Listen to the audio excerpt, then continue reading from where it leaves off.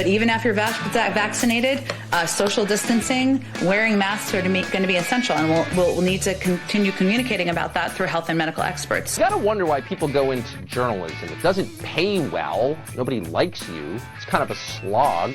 It's dying.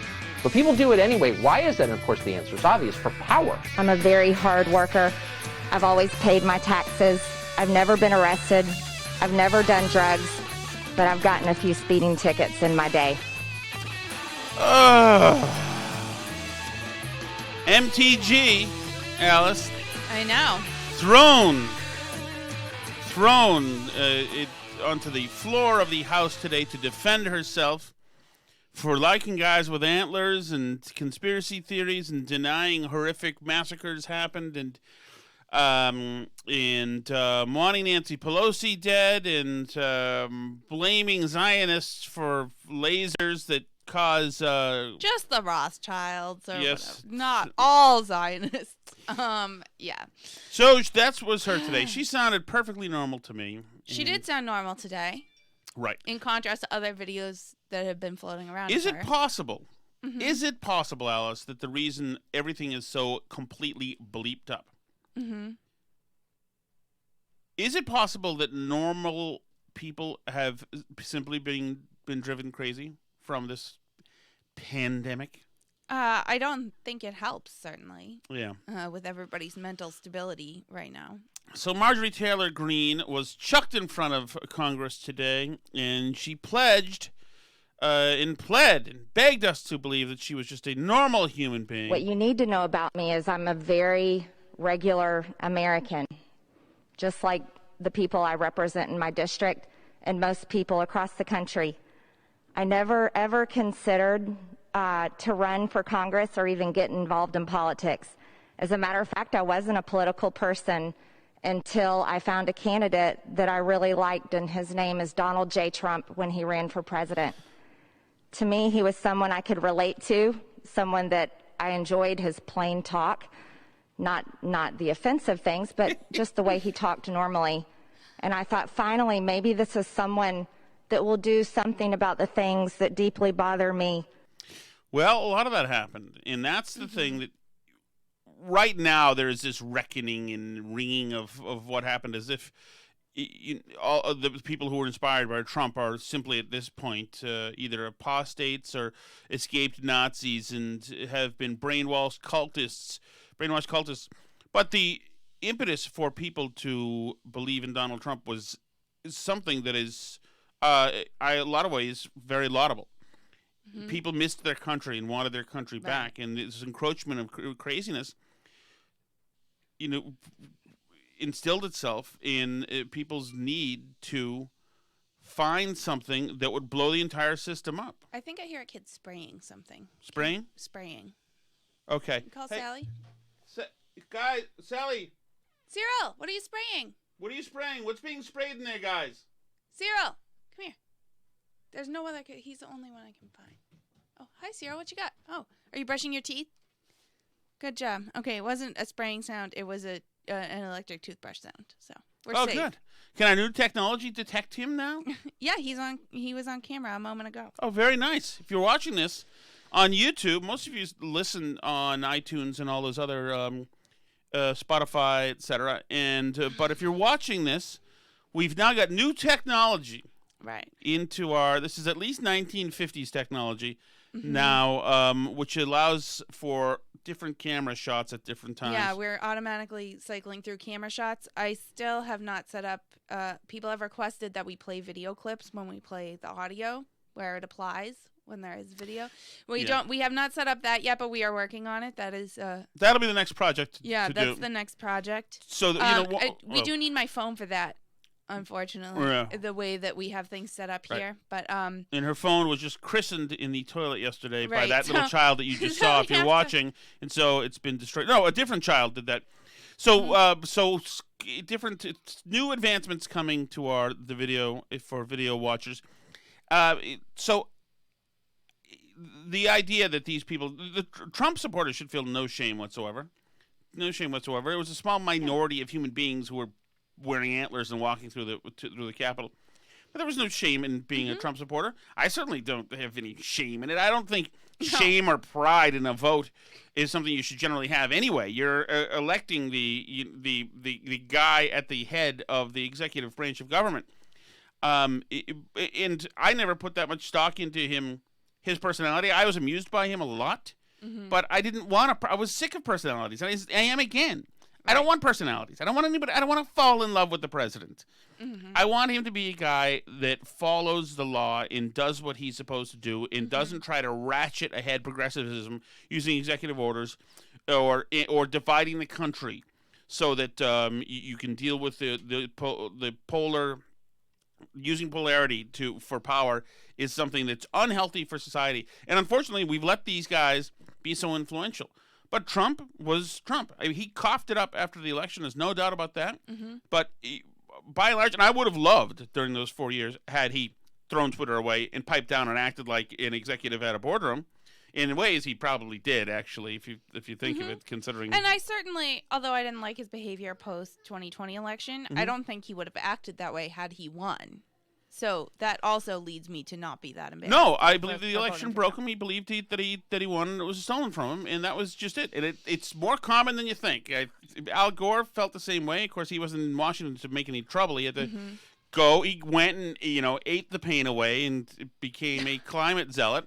And Hillary Clinton still is not over it. She is an adult person at this point, and she and Trump, they're not letting go. But so that is life there.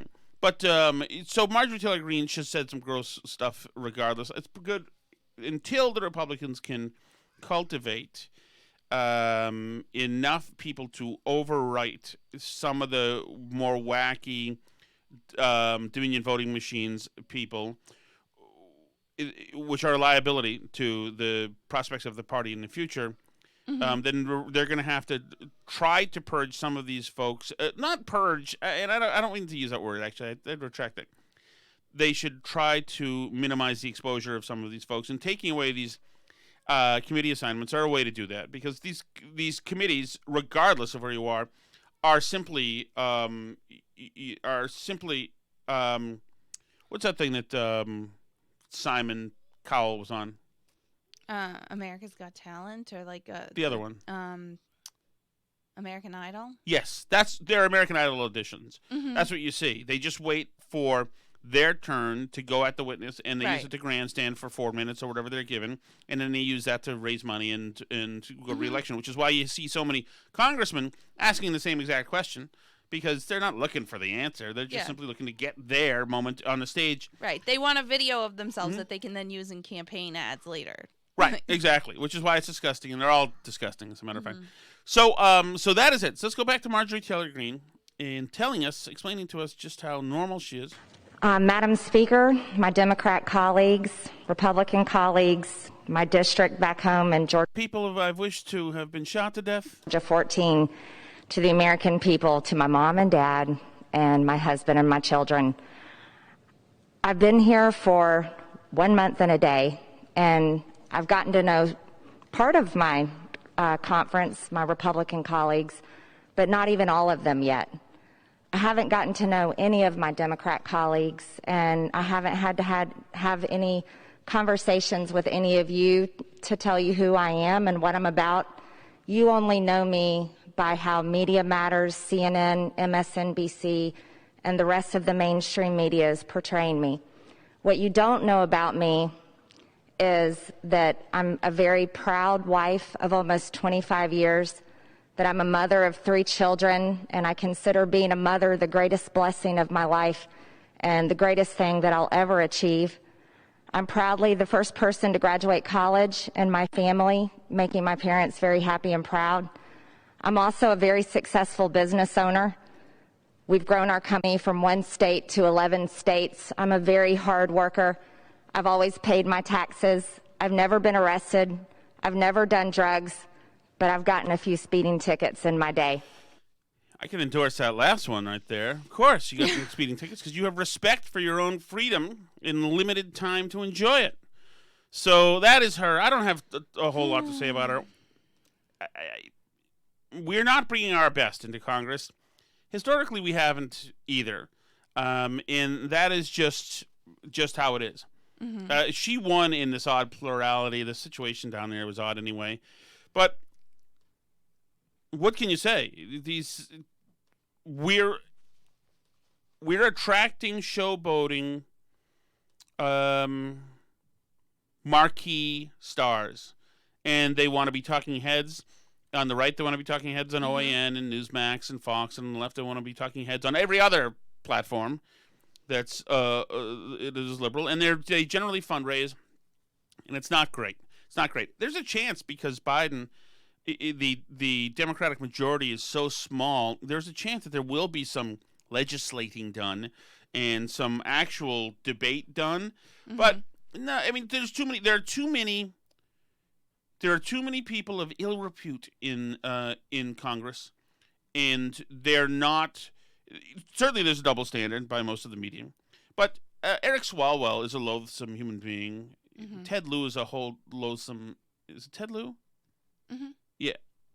Is it? He's like a California guy, right? Adam Schiff is a shady, low character, almost treasonous guy. You know, he lied again and again to the American people, to constituents, about the Trump-Russia connection. He fabricated the much of that narrative, which divided the country even more, made us a worse country, and he just lied and made it up. He didn't give a damn. He's a filthy human being. Pelosi's a psychotic. There's no doubt about that. She has been for years. When she was cheering on the insurgency against our young troops in Iraq years ago with the rest of the Democratic leadership, that was disgraceful then, and it's disgraceful. It always will be. I'll never forgive her or them for doing it. But our politics is dirty, and unfortunately, a lot of this stuff I feel has to do with our culture being naive to history and easily led by these divisive constructs that smelt college minds, like bars of gold. Well, and just our culture treating politics like this weird mix of having a home sports team and a religious good versus evil battle. It's sort of like if you made Red Sox Yankees your religion and you bought into that fully and then hated, literally hated people who rooted for the Yankees and wrote op-eds about how they were terrible people and stuff. It's sort of this weird cultural phenomenon that our politics has become, and it's really, I think, impacted politicians in a bad way, including Marjorie Taylor Greene, but also, like you mentioned, tons of people on the left treat politics the same way, both at an elected level and at a cultural level. We see people in our towns, and I'm sure you all do too, listening to this, who treat politics like it's some end-all be-all of life and who's a good person and who's not, and also an important team sport that they're into as a hobby, that they follow it. And it's so toxic. It's hard to understate how toxic it is, and it's crept into everything. And it was only a matter of time before you started to elect some people who actually believed that and acted that way on a regular basis, Right, and it's that almost coordinated, synchronized convergence of low character, low cultural intelligence. We have some astronauts in here. And low and loathsome media at the same time that's created a lot of this stuff. So, for instance, in 1997 when Bill Clinton was impeached and found guilty of perjury, I think, or was it obstruction? One of the two, or maybe two of the two, in the court in Arkansas for the Paula Jones stuff. When he went to the American people and said again and again that I did not have sex with that woman, Monica Lewinsky, that I don't know anything about her, and when he said again and again, and then he sent his cabinet out there to preach on his behalf as well, and say the whole thing was made up. Meanwhile, you had this woman, Paula Jones, who had been maligned and horribly beat on by the culture and by politicians as being a liar, being maligned, who was simply taking advantage of a sexual harassment option that she had that was championed by Bill Clinton himself. Mm-hmm.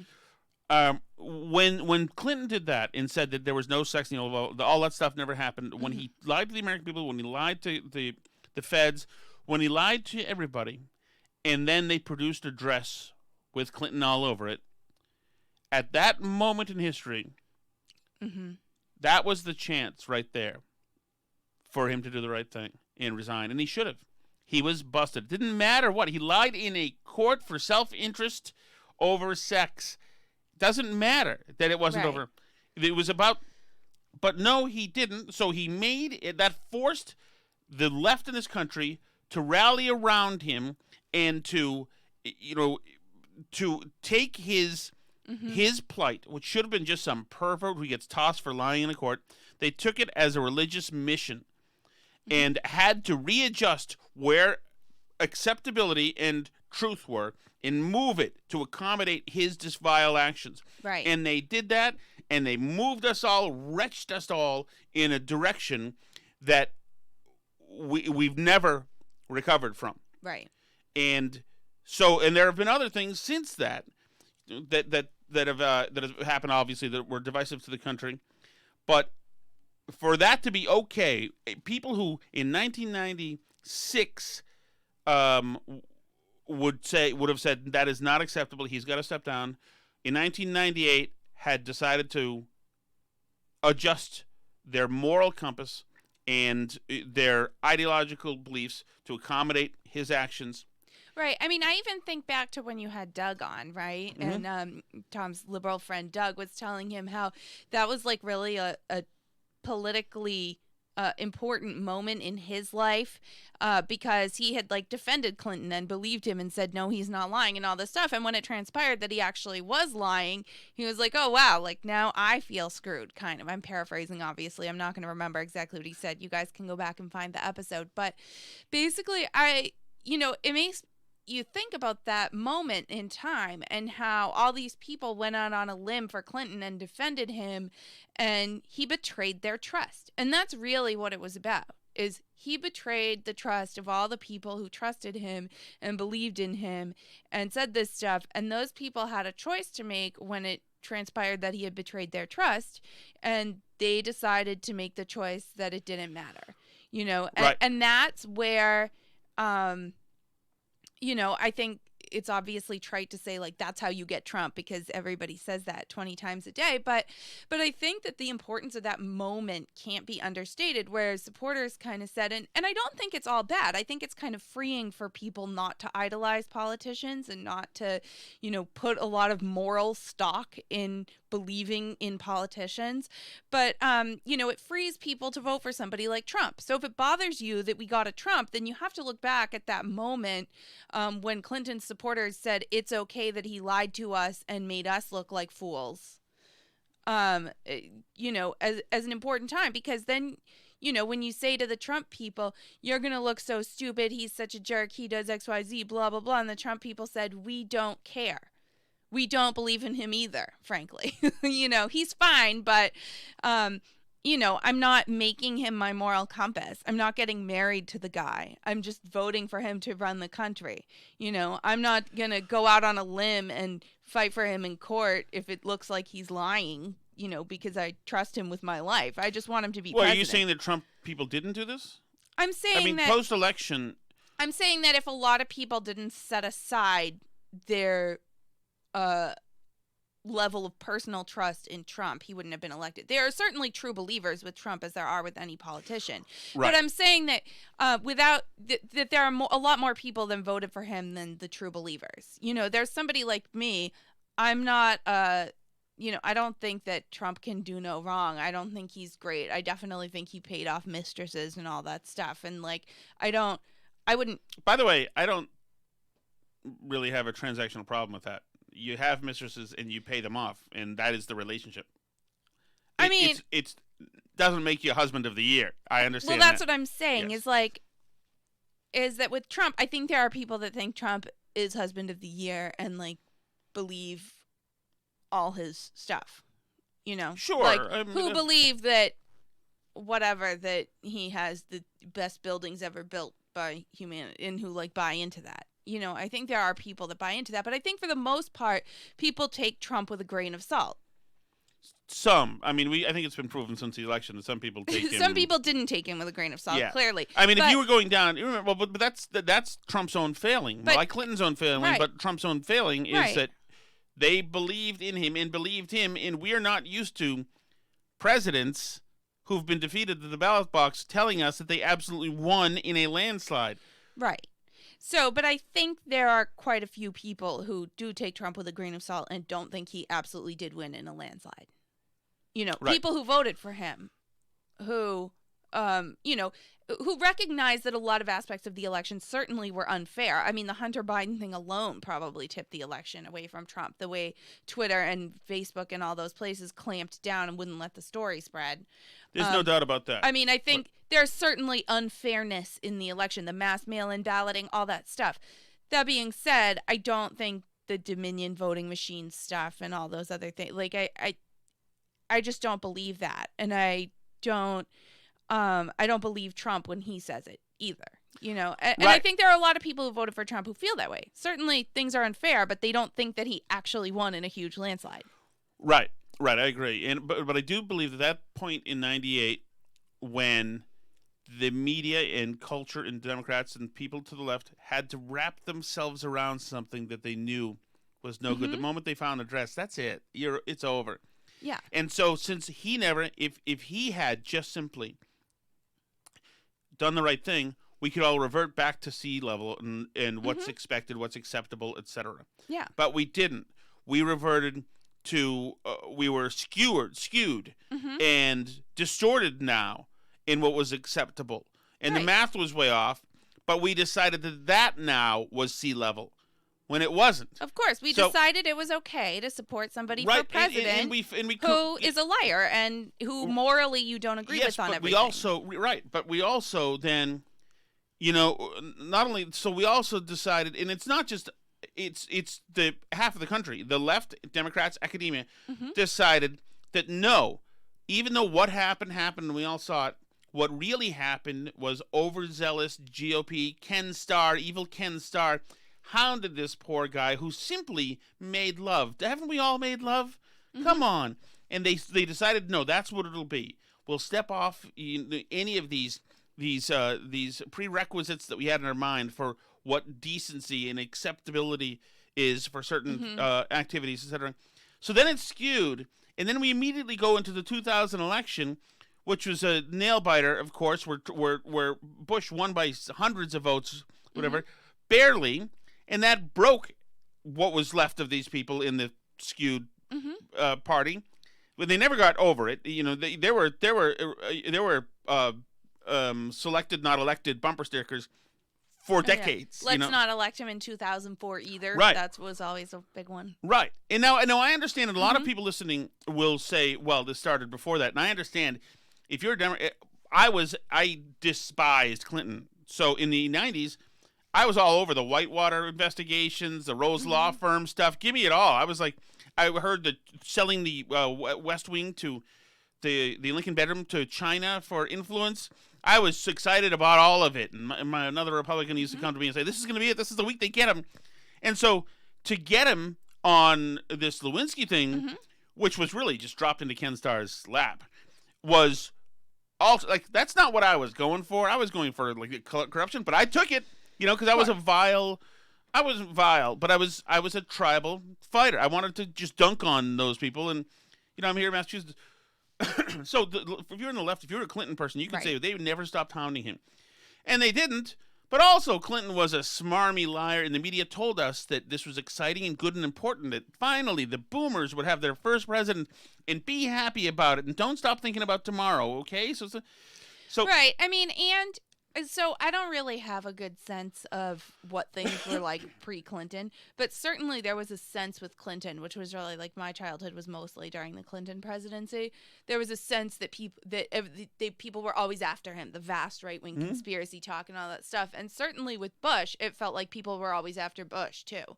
You know, I mean, people were terrible to Bush. I don't know how how people have forgotten, but I mean, like, they were hanging him in effigy at their rallies and stuff. You know, it was not, and then certainly the right was always after Obama then too, you know, and now they've always been after Trump. So I don't know if this is just like how things are now, but was there a time? I mean, like, did it feel like that under Reagan or under Bush the first, or any? I mean, or is that like a relatively? It was new tumultuous thing? under Reagan. Now, my own memory, I was kind of bored by it then. I liked that we were shooting down enemy planes around the world for a while, and there was some cool. If you were a pro-military guy, Reagan was the guy, and we got to use our cool planes back then to shoot down baddies. But I mean, people who were adults who were there at the time suggest that the election of Trump had frightened half the country, like the election of Reagan. I don't recall. I can imagine for him to fire every air traffic controller on strike in a country must have been to some people horrific. Right. Well, and people have said to me, and because I wasn't there, I don't have a really great sense of the truth of this in the zeitgeist, but people say, like, you know, that it was just like with Trump, like, he's just an actor. He, like, doesn't know what he's doing. He's an idiot. He's crazy. Yes, blah, he was blah, the blah. punchline as a dumb actor. There's no doubt about that. But I don't know if it was to the same degree as it was with Trump. I mean, Reagan had been the governor of a large state for 2 whole terms, right? Wasn't he, or just one term in California? I'm not sure, but for a while. But yeah, he had been the governor of California, and the state didn't, like, fall to pieces or something during that time. So whereas Trump had, like, zero experience whatsoever, you know. Yes, well, Reagan also could communicate and looked like a normal human. Right, and he had this slicked 1940s hair. You know, when a guy his age would most likely have. I mean, Reagan looked like he was stepped out of Casablanca. You know, so yeah, I don't know. I just find Trump's whole, like, persona very odd. Yeah, he's a different kind of cat. Totally. Like, he's strange. Like, I don't know anybody in real life who looks like Trump, like, with the hair and the whole thing. But also another thing we didn't have back then we didn't have a victim mentality culture where people are it's considered a virtue to consider yourself a victim. We certainly didn't have intersectionality like we do now, where everybody's got their reasons why their life sucks, and mostly it's because of me. And there were certainly divisions in the Clinton times. I told you there were divisions. I would get in these arguments in bars instead of hanging out with ladies. I would be yelling and debating them. I remember a famous trip to, where were you, Cancun, with your friend? Oh yeah, that's you watched the whole Clarence Thomas hearings in yes. the dark. Right. On spring break? Well, we wanted to talk to ladies. We just didn't know the first thing to say. That was we watched the whole hearing, so. There's another time. So that was, like, leading up to this time. That was vile what they did to Clarence Thomas. Vile what they did to him. And so we've been vile. What I don't think is,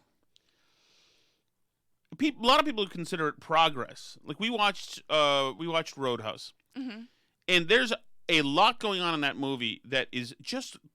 even to me now, it's like, are you sure you're allowed to be a bouncer and kill 26 people in the town in the first week you're working there? And, you know, every guy there is trying to, you know, rape every woman there. And there's nobody, like, the town bully blows up everybody's business he doesn't like. And it's way over the top. And I think a lot of those things to young people, would be considered like, wow, that's offensive. Like, that's really, that's dangerous and offensive and not cool. They call each other homosexual slurs, and other thing. It's like, it's so raw, but for us at the time, it was just a movie. It's a macho movie, and so we weren't as sensitive to things back then. Certainly, I mean, and I guess to have more realizations about the plight of women and minorities, et cetera, et cetera. And we certainly had the plight of minorities back then. Every guy in the world, regardless of color or creed, wanted Rocky Balboa to be on the movie theater no matter what. Yeah.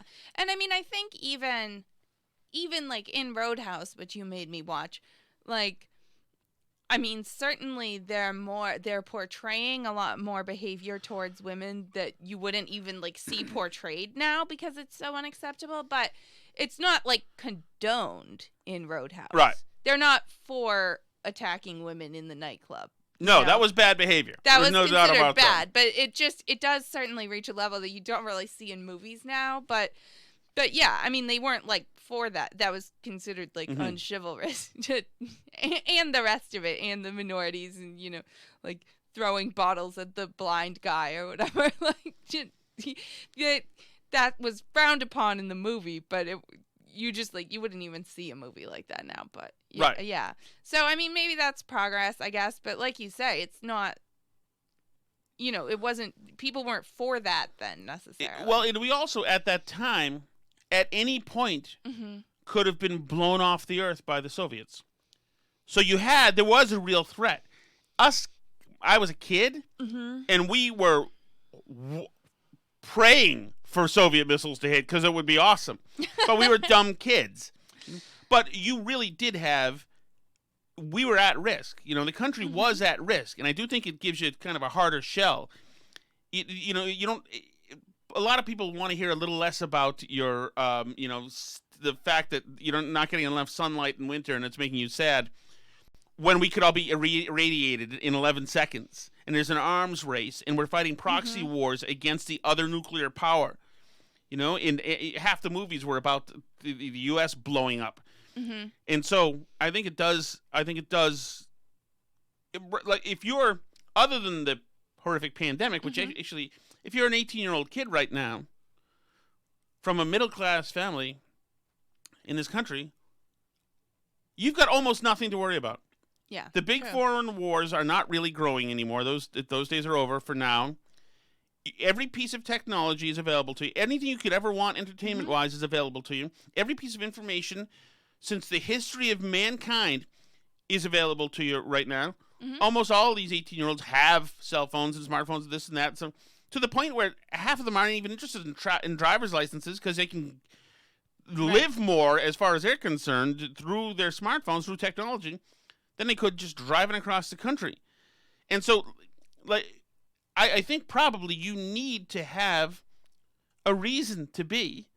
And so you're going to decide, I'm now a jihadist and I go throw rocks at the Portland police. That makes me something. And I'm doing it because of these 8 intersectional reasons of why I'm actually victimized as well and I'm actually hurting. Or if it's not me myself, if you're somebody who's not eligible for any intersectionality points, then you're a hero doing it for these intersectional folks over here and these over here. And you're made to feel important and you can make pretend. And then when Trump is elected, you can walk around in Handmaid's Tale outfits and not feel ridiculous. I know. It Because is incredible. LARPing is a thing. Or even just wearing a knit hat that is a joke about female genitals. Right. Like, it is so odd to me, like, that people actually did that in a serious way. Like, they were part of some serious resistant movement while wearing little pink kitty cat hats. Right. But in reference to that, in front of their kids. I mean, like, I don't even think our kids know that word. Like, how do you explain to your kid why you're wearing that hat? well, I know What that has to do with anti-Trump. Yeah, and how do you bring your kid to the thing with you while you're wearing the hat and feel good about it? That's what I don't understand. problem I'm like, is- so what do you tell your kid? And seriously, I want to know if we have any listeners, I assume we don't, who wore the pink hat to a protest or something and have kids. Like, what did you actually tell them the hat meant or signified? Because I'm curious, because I don't understand what the conversation is. Well, that I'm leads sure, to that. unfortunately, they told the kids exactly what it meant, and it signified that guy in the White House grabs people by that, and so they should be very afraid. And parents make their kids afraid. So, and the other people in all this stuff is welded, soldered together by media. Certainly, the academia has a lot to do with the crazy progressive stuff, but the media were very democratic. Right out of Jake Tapper dated Monica Lewinsky. Right. The media have long since not only gone with the skewed sense of where sea level is, out here at 180 feet and to the right, but they've only, the people who want to get into media, because media are superstars, they're important people. It's for the vein. You get to be on TV and walk around with a mic flag or on the radio and this and that. Oh, yeah. It's middle-class liberal progressives gravitate towards that, and they go to Columbia, and that's all they need. From there, it is a go. And they have been misstating what's out. That's the malicious ones misstated. Half of them just don't know that they're political. They don't think they are. I've talked to many liberals who say, NPR? What do you mean? No, NPR. It's not political. It's National Public Radio. And they don't see it. Truth. Right, it's just the truth, exactly.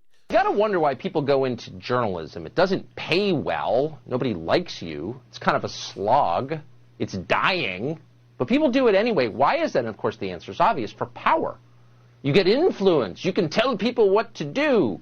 Those creepy kids over at CNN, ooh, losers, always trying to boot people off the internet, makes them feel big. That's the whole point. Well, over at the New York Times, they've decided they need more power. In fact, they need a ministry of truth that they're in charge of. Right, and this is part of a thing that Tucker did, and the media has changed. In 1960, an average reporter, let's say even for the Boston Globe, would have been somebody a seasoned reporter would have been somebody who very likely would have been an enlistee in World War II, somebody who was working class, saw action in World War II, saw these as the communities became more bountiful, saw opportunities, small opportunities to work for small papers, doing unheroic duties like covering city council, school committees, zoning board meetings, etc., and had worked their way up from there into a larger paper, into a larger paper, into a larger paper. It was a blue-collar medium. Right. It has not... too much of it now is centered around the bountiful New York and Washington, D.C., and this is for elites. Columbia is for elites. These are for people who are ideologues, certainly, because they're teaching it and they're embedding it into your brain when you go to these schools. And so they consider themselves very important. And he's right. Then they do, and you can tell. Some people aren't jerks. Like, for instance, people I've met on my own, Anderson Cooper was not a jerk. In fact, I was a jerk to him, but I didn't mean to be. I was just trying to cajole him into doing a skit with me, and I just didn't let it go. And I think eventually he felt afraid for his life. But some of them are jerks, and you can tell. But most of them, especially the TV folks, there's an air. There's an air of importance to be somebody like me, going by yesterday's episode. Well, right, and you get invited to important stuff in Washington, D.C. Everyone knows who you are. I mean, like, that's a big deal to a lot of people. And it's very romantic. You're doing the narration to the American public about big events. And you're either out there in a hurricane or in the flooded streets of somewhere or in a war zone. Brave firefighters, right. Or you're the person at the anchor desk, America's most trusted person, explaining to Americans what they're seeing, and most of them believe every word of it. So that is they are culpable as well for shaping this, for instilling an artificial sea level, which has been harmed because we've been off our axis here for way too long. And But do you think that there's an argument to be made that, we can't now go back to the way things were? That we could find a new and different equilibrium point where things will, stop there and stay and rest at whatever equilibrium point we find, but that it's not going to be the old equilibrium point, that this is not a reversible process? I don't know, because a society can't survive unless you have certain fundamentals. Right, but maybe we'll end up with different fundamentals than the ones that we had before, I guess is what I'm saying. I mean, I think that society goes through periods where things shift and change. We didn't always have a media that was this prestige truth-telling media, right? I understand that. But institutions generally, Alice, generally were built on some, if not a belief system, at least a belief in science, the truth, a truth, something that could be, that was calculable. So, for instance, in this year, if we're talking about the executive order that allows boys to play in girls' sports. Right. So now, if you want boys, trans women, I guess they're called, to play in girls' sports teams, I consider that cruel to girls and unfair because their little bodies can't compete with boys in most things. So that's fine. But if you want them to, because you say that trans people believe they are women, and they're in a lot of pain, and emotionally, this puts their minds at ease, and this is something that for the mental health of those biological men, if we pretend that they're women and allow them to do this, that's going to help them. And if you're telling me that that's going to help them and be beneficial and possibly save lives, and I really, really want it to work out for them, that is an emotional argument that I could understand and as a human being empathize with. If you're telling me now that there's no difference because that solicitation, emotional solicitation didn't work, if you're telling me now that there's no difference, in fact,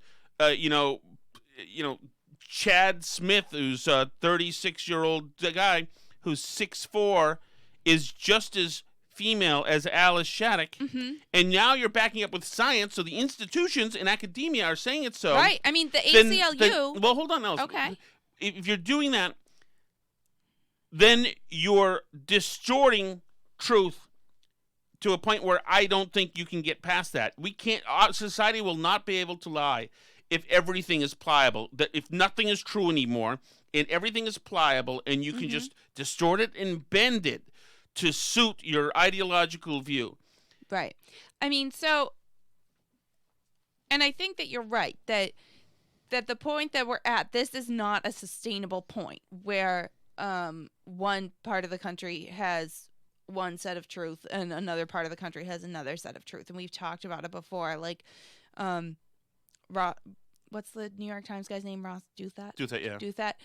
And his article about like the Covington scissor and how like we are existing in a world right now where like every event that happens, two groups of people look at the TV screen and see two totally different events take place. And I think the trans thing is a good example of that because one group is seeing one group of women needlessly singled out and their human rights being denied, and another group sees absolutely the entire point and purpose of women's sports being systematically dismantled in front of their eyes. And we're like watching two totally different realities taking place in front of us. And I agree with you. I don't think that's sustainable. That is clearly not an equilibrium point. But I don't know if the equilibrium point that we're going to reach is going to be the one that we had in the 1950s where there was like a generally agreed upon trust in institutions and what the main narrative was. Like, I think it could end up being that the next equilibrium point that we end up at is going to be one where, you know, we do split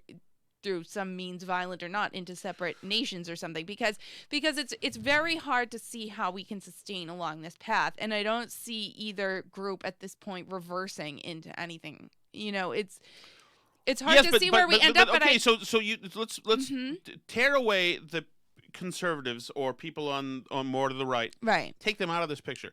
How can just the left exist with itself if it's always splintering and changing? And always, we speak about intersectionality, LGBTQ, and then there's some others too that I'm not familiar with. We keep divvying up people into different things, divvying up the worth and value of people, and the on which people should be prioritized, etc. And if a lot of those people on that side aren't producing anything because they are allowed to not produce, and as a matter of fact, they're championed, many of them, to not produce anything of worth, but simply denigrate and tear down things because they resent, anything that came before 2021. I mean, they're good at tearing down the statues of the people that did things. I don't see many of them good at doing things that would get them to inspire a statue. I mean, sure, I think there is some truth to that, but also certainly, I mean, like, that's clearly not 100% true because all the quote-unquote elites a lot of them are lefties. I mean, certainly you can say that the entire entertainment industry is made entirely by left-wing people. Certainly plenty of people like in the legal profession, certainly plenty of people in media, certainly, Yes, I understand. There are definitely industries that are dominated by left-wing people. So I don't think you can 100% say that. I mean, tech certainly is dominated by left-wing people. That's a problem that conservatives are having right now, is that no conservative is building a viable tech platform at the moment. And so I think that I agree with you, and I don't know what the end point of this is, but clearly the path right now is not sustainable, and I don't think the path right now is reversible. I don't think that there's a way to return to the way things were before. I think that we will reach a point where things stabilize again, but I don't think that it's going to be the way the 1950s were, or the 1950s. Well, I'm not looking for the 1950s because they had its drawbacks as well. But I want to add something on the trans girls in sports front, because I think it's important to note that what you were saying, that you could understand the point of view, like we just have to go along with this to be kind to trans people, et cetera, and this is just, it'll save lives with suicide. But that's not actually what we're being asked to believe, and I think that that's a really important point, that we really are existing in a world where we're viewing two entirely different visions of reality. The ACLU tweeted yesterday that it is a fact that trans girls are girls, and it is a myth that sex is binary, apparent at birth, and identifiable through biological characteristics. Biological sex and gender are not binaries. There are no set hormone ranges, body parts, or chromosomes that all people of a particular sex or gender have. No, there are none.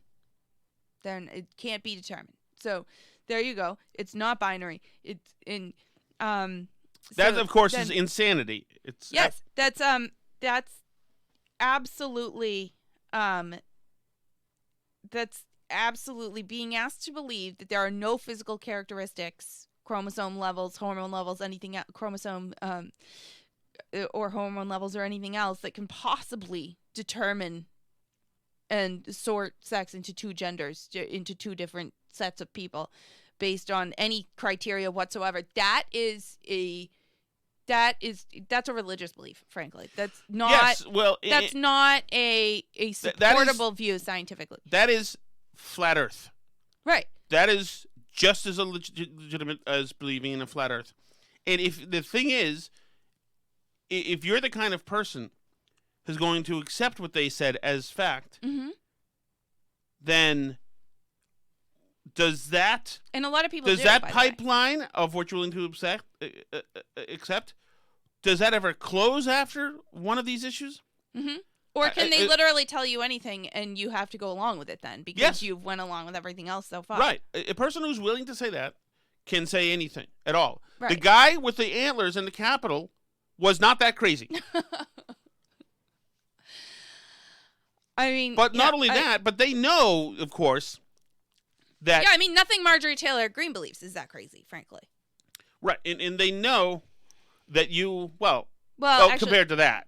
Yeah. Well, I mean, there's laser beams when the one of child's is... Okay, so it's equally crazy, put it that way. Yeah, it all belongs in the crazy category. Right. So, and they know that as well, because if they didn't, or if some of them know that as well, the real activists know that as well, because if you're somebody, depending on what occupation you have, who dares question it, then your life must be destroyed. Of course. Which is not something that people would do if they had faith that their facts or policy position, whatever, was something that could be digested fairly by society. Yeah, there's not... So it's, you better effing believe this or you get it right now. That's it. It's not a belief that's,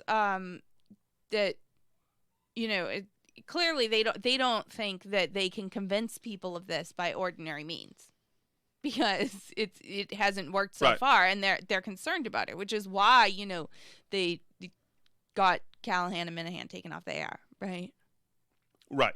Because they dared to question this idea about the sports. This is why people tried to cancel Joe Rogan. because he had a problem with Fallon Fox hiding the fact that she was a transgender woman while beating up biological women and giving tons of them concussions while she had bone density and hormone levels and all this stuff that just were not comparable to her opponents. And yeah, you can tell me that that people who are born women have a range of testosterone levels that they naturally have, that they fall into, and they're not all equal, but yeah, it's an biological sex is an undeniable fact, and I think that the left is not going to like where this path takes them of having this be a centerpiece of their worldview that must be believed, because I don't think you're going to be able to get everybody on board with this unless you're really going to do FEMA camps or whatever. Or unless you flood every compartment with this ideology. And that's what's happening. Today, up on Capitol Hill, Mayor Marty Walsh of Boston was sitting for his confirmation hearing for Department of Labor. Secretary of Labor, which is perfect for him, of course, having a union boss background. And he, like everybody else that we've played in the cabinet, you won't be surprised to hear what his theme is. Our country, and I'll speak for Boston, our country, but Boston, we're dealing with a system of systemic racism that we have to continue to address. It's not simply just throwing fancy words out there, but in policy. But isn't he the boss of the system in Boston? And aren't all the city councilors all hold the same ideology? Right. And everybody in government in the state, including the Republican governor, is essentially a big... But that's why it's not just that, it's systemic. Well, I understand, but the systems are controlled by good progressives. Other than the gun stores and gun ranges, I can think of nothing else. Yeah, but not everybody has totally subscribed in their heart to the philosophy, which means that the structural racism fairies are floating around, and the structural transphobia fairies and all the rest of them are floating but it's around. Actually doing the work, rolling up our sleeves. And in our city, I've worked with different organizations, and we have a women's task force groups. We have all kinds of different organizations working with the NAACP, working with the Urban League, working with employers. I'm sure Young Republicans was next. He's asked about the minimum wage. This guy, Senator Marshall from Kentucky, I believe, asks Walsh about minimum wage. Marshall asks a very good question that could be answered. I want to talk about minimum wage for just a second. You're Boston, Massachusetts. What's the last cup of coffee you paid for? What did it cost? Last cup of coffee I paid for in Boston was probably at Doughboy Donuts, and I think it was $1.75. Well, that's a good deal. That's a good bargain. You believe in Kansas, where I live, some of the gas stations will give you a cup of coffee if you fill your truck up with gas, and certainly commonly getting it less than $1. As I look at cost of living, median house in Boston $600,000. The median house in my hometown of Great Bend is $83,000. The cost of living index in Boston is literally 2.2, a multiple of 2.2 from where I live. You have a minimum wage right now of $12? Yeah, I think it's $12.78, baby. $12. The minimum wage in Great Bend is $7.25. So a $7 an hour job in Great Bend would be like a $16 an hour job in Boston, Massachusetts. I guess, I'm trying to get at is how can we have a nationwide minimum wage of $15, which frankly would kill a lot of jobs in Kansas. So I'm all for, if you want $15 an hour in Boston, knock your socks off. But in Kansas, that would be a pretty big wage, a job-killing wage.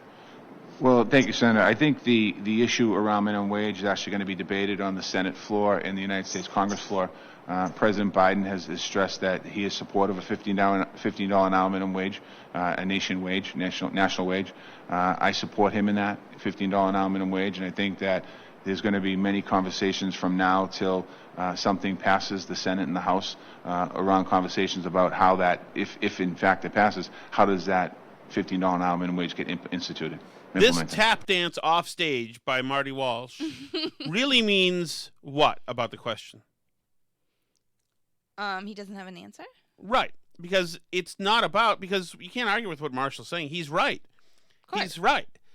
But the minimum wage, much like letting the guys play on the girls' team, the minimum wage is about doing something that's symbolically generous and good and noble.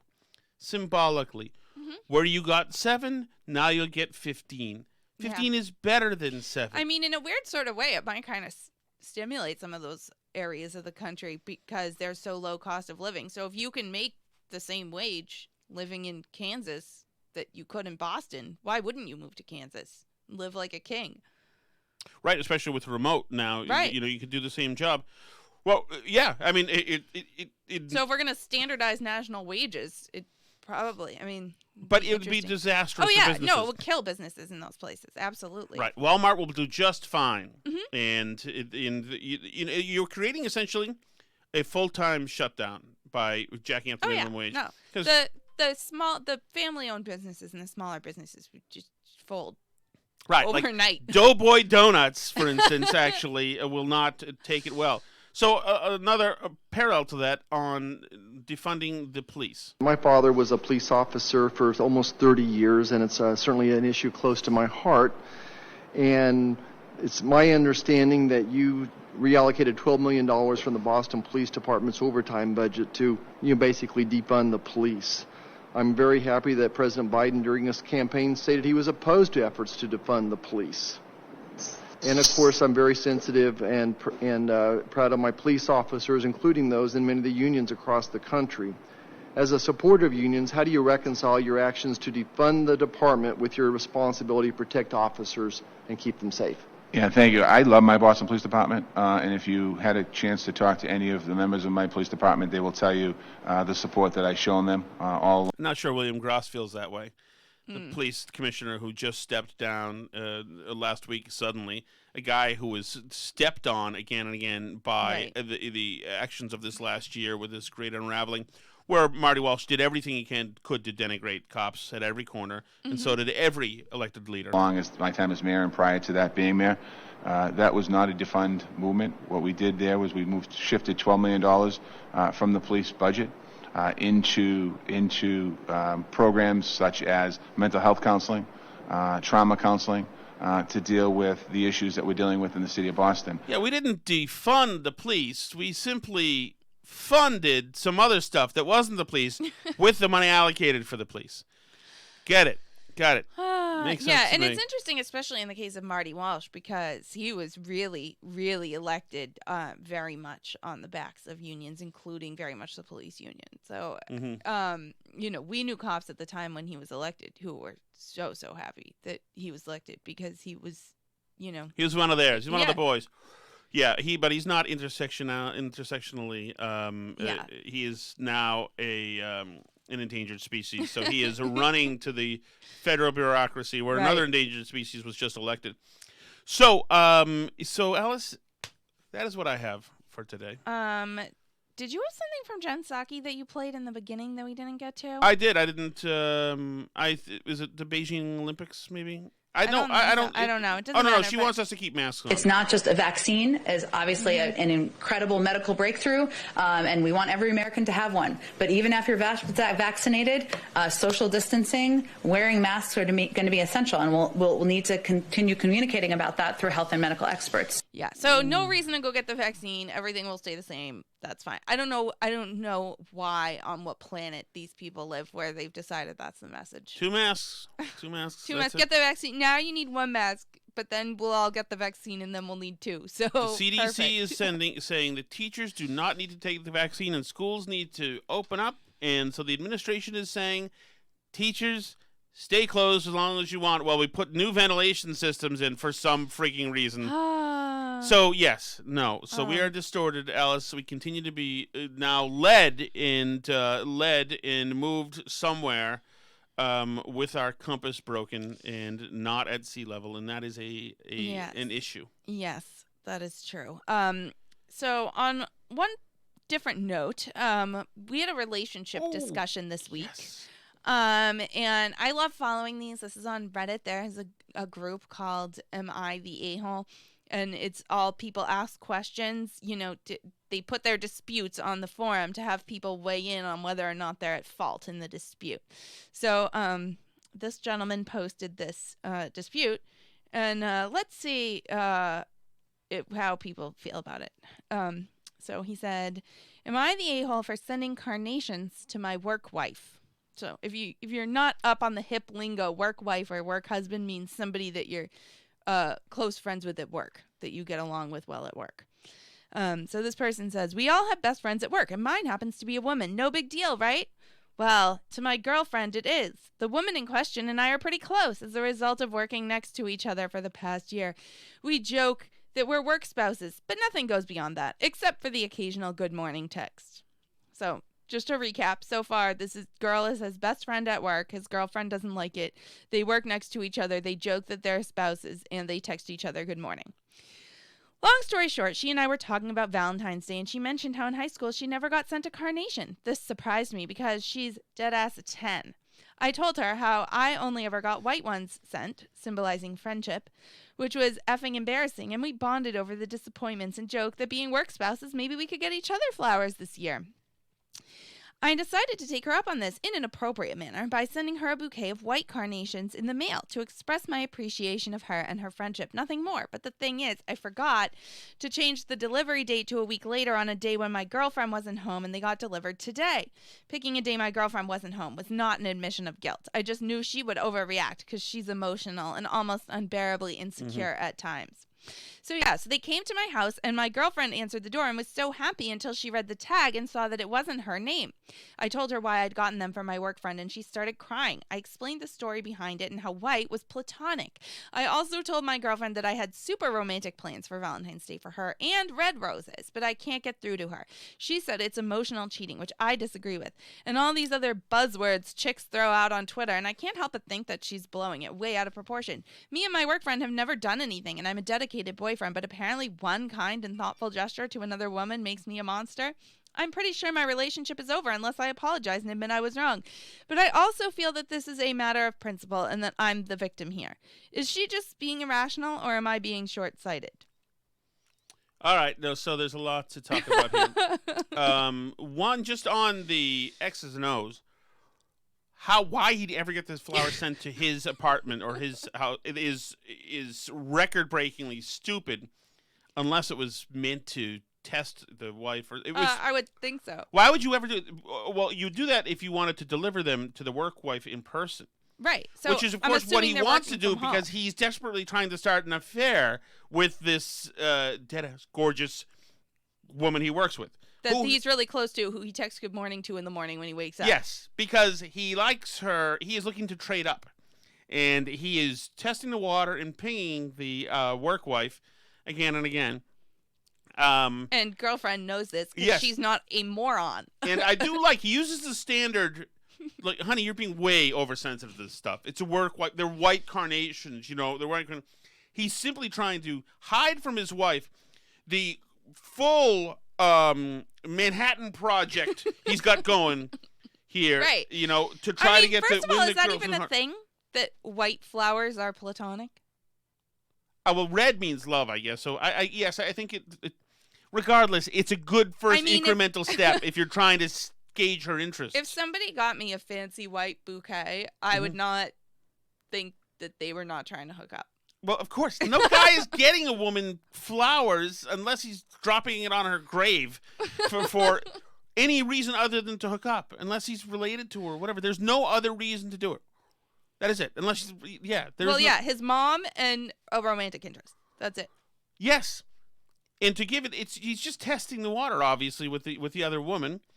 And he knows this. I mean, this is, I will say that I assume the guy's like in his 20s, and I do appreciate the audacity for him to move this venture that way and to set up I cannot believe that you would think that I'm actually, it's a work wife. Don't you understand? I like especially that he says he's the victim here. In which sense is he the victim? Well, he wants a clean transition. So he wants the world to know that he's not at fault. No. He wants a clean transition, a seamless crossfade from current girlfriend to work wife, new girlfriend. Mm-hmm. And so he doesn't want any time in between. This having a girlfriend currently is good for the energy between him and the work wife. Because it's forbidden. Yes, exactly. And he doesn't want any time. He loses, all that stock goes away, like my AMC stock, which is now down a third of its value, if that girl is gone. Also, if that girl is gone and intel gets around the office, he could be seen as a dirtbag because he's, right. At the same time, he's giving flowers away to women who aren't his wife, who he's telling the other guys, by the way, is dead ass hot or whatever he says. And that is, and that is also foolish for his age. There are sharks around, my good man. These guys are going to use that as a dagger. Yeah, isn't it? I just don't even understand, if he is fooling himself, that he really believes this about himself, that this is purely a platonic friendship with this girl that he also happens to find really hot. Does he not? I can't believe he doesn't see it. Well, he does see it, and that's why he's using this board, the Reddit board, to show her. She's meant to find it. Mm-hmm. And say, wow, he really does really believe this. Maybe his heart isn't bad. Mm-hmm. Fortunately, all the people on the Reddit board agree that he definitely is the a-hole in this situation. Well, you're not exactly... If it goes to motive, you don't say she's a total smoke show. Bottle up the lust for a moment. Say that you don't find her attractive. Say something. I just can't believe nobody sent you flowers in high school. You're so gorgeous, he said. And what was the occasion for the flowers? Valentine's Day. Oh, okay. So because I assume my high school had singing Valentines that you could send people. Mm-hmm. I assume his high school or their high schools of where they are had something where you could send carnations on Valentine's Day. Wait, is he in high school? No, but that's what the conversation. So she had told him that in high school she never got a carnation on Valentine's Day. And he was like, oh my gosh, I can't believe that. How could you never have gotten a carnation in Valentine's Day? You're so gorgeous. But if the fact that to have flowers for the hot girl at work and not have them for the girlfriend at home. Well, he says he's getting them. Well, yeah, right. But for them to not be gotten by the time the other ones arrive, it tells you that he's not a good thinker. And also, the idea that he got them sent to his own house. Well, I assume their office probably isn't open right now, right? It doesn't matter. That tells me he's the kind of guy who gets hit by the train. One of those guys who he leaves a flank uncared for and unattended to. If you're that kind of guy who does that, that's just that's no good. That's the kind of guy who trips into a tree shredder. Maybe he really believes that. Maybe he really believes that he's not in the wrong. No, he knows he's in the wrong. There's no... Men don't do flower transactions with women or really work wife stuff with women unless they're looking to be romantic with that woman. True. That's another good point is I could see single people making jokes about work wife, mm-hmm. work husband, but you drop those jokes if you have an actual significant other, I think. I would think so, unless no, you didn't. It's just there's nothing to it. Flip it and reverse it. If I started talking to you about a work husband that I had, would you not be disturbed? Would you not? Would that just in itself not be weird? You do wear a lot of cocktail dresses to a job in a warehouse, Alice. So it has been a question for me for quite some time. Good scenario. That was good. So anyway, that was on Reddit, but you can find us on Twitter. We're Burn Barrel Pod on Twitter. We are facebook.com/Burn Barrel Podcast. You can check out our YouTube channel where you can see the newly switching video version of the podcast, Tom Shattuck's Burn Barrel on YouTube. You can like the videos, comment, and subscribe. C'est la vie.